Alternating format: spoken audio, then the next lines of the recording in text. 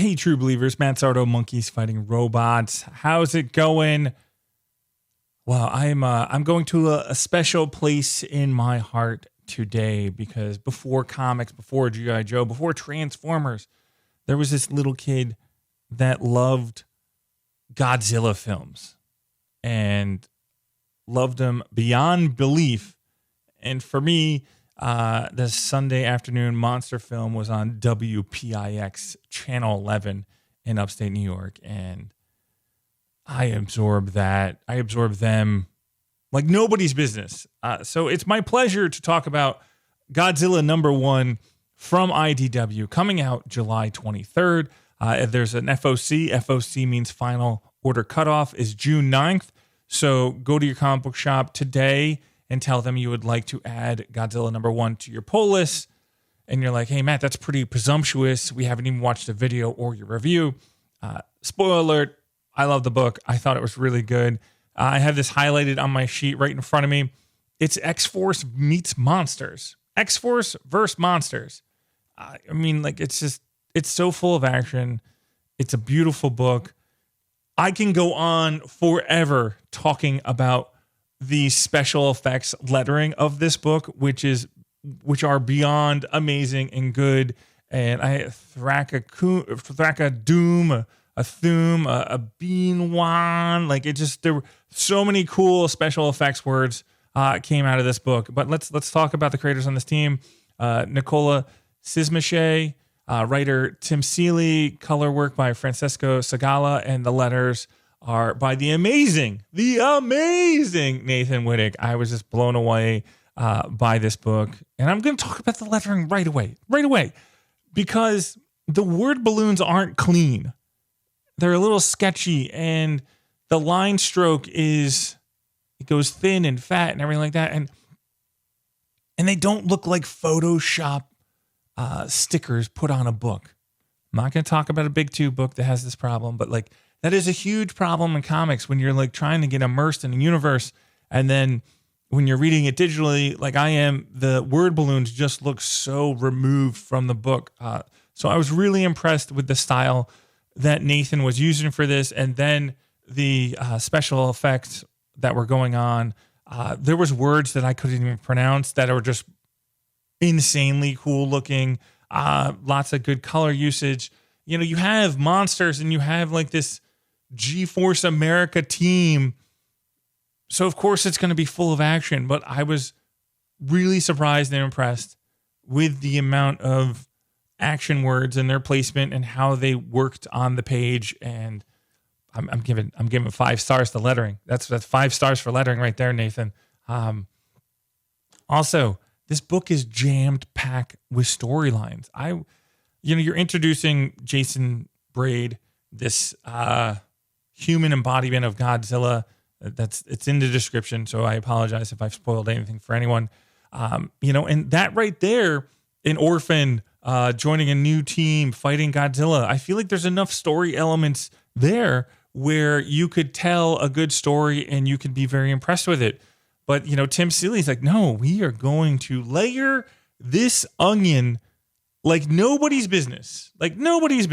And so you have, the first mutant. You have G-Force America, which I can't wait to talk to Tim Seeley about this, because I have a few ideas, influences on G-Force America, especially the leader. And it's something that I wouldn't recognize when I was like a kid reading a comic book.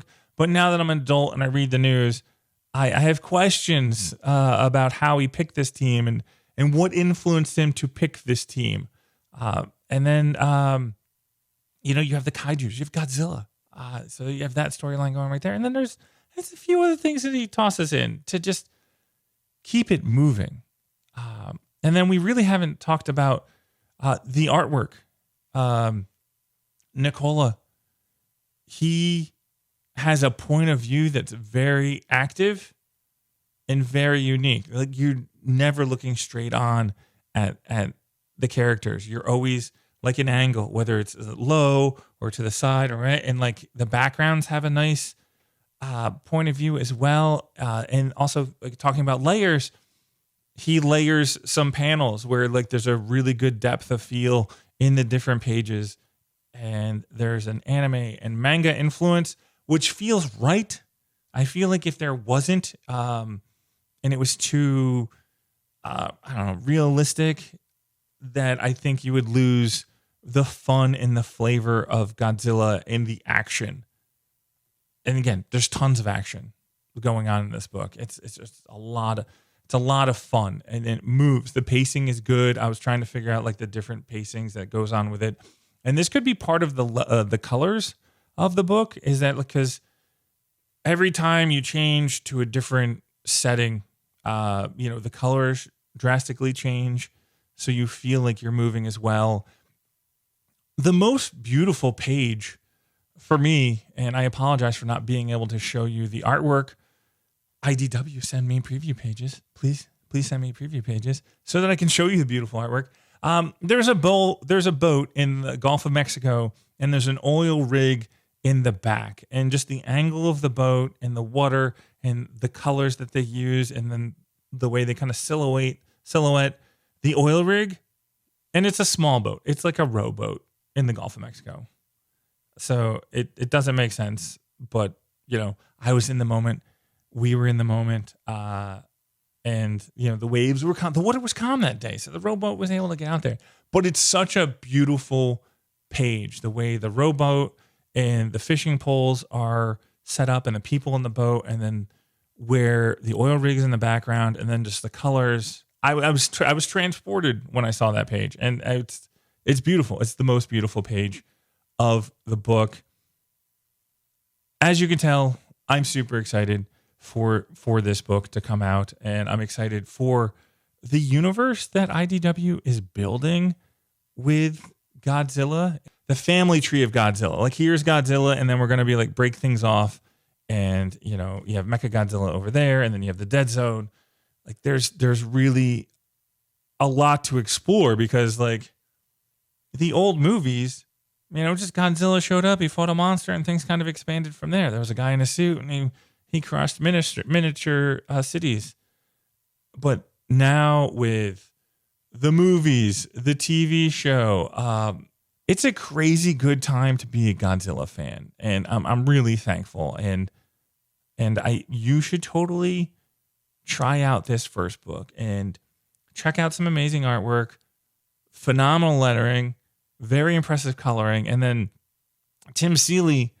I want to know, like, if there was unused G.I. Joe stories when you were at Devil's Due that you're like, oh, this is what I can incorporate into G-Force America. I want to know where Tim's pulling ideas from, because it's a lot of fun.